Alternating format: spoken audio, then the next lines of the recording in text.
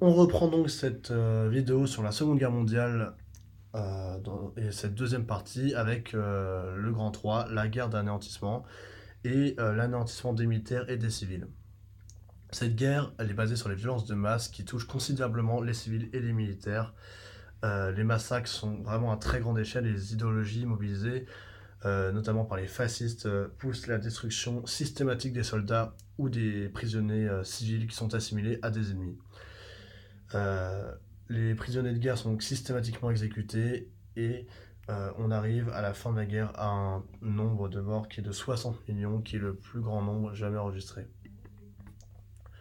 Les ennemis de l'Allemagne nazie, qui sont-ils? L'Allemagne nazie défend la race aryenne, c'est-à-dire les humains blonds aux yeux bleus, qui sont considérés comme la entre guillemets race supérieure. Les juifs, les tziganes, les opposants politiques ou encore les homosexuels sont considérés comme des ennemis de la race aryenne et donc sont persécutés, poursuivis.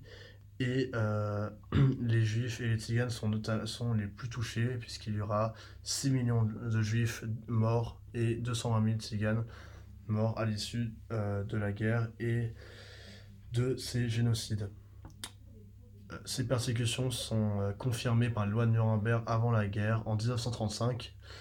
Ces lois privent les juifs et les tziganes de tout droit, on va dire, classique dans une société.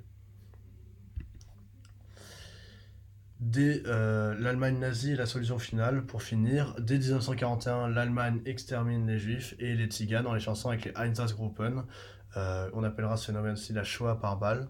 En 1942 est décidée la solution finale et donc à l'issue de la conférence de Wannsee, les nazis mettent en place des camps d'extermination et de concentration dont les plus connus sont Chelmeux, Treblinka, Auschwitz, Birkenau.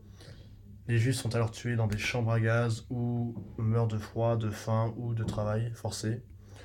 Et comme je l'ai dit, il y aura donc 6 millions de juifs décédés et 220 000 tziganes exterminés à la fin de la guerre.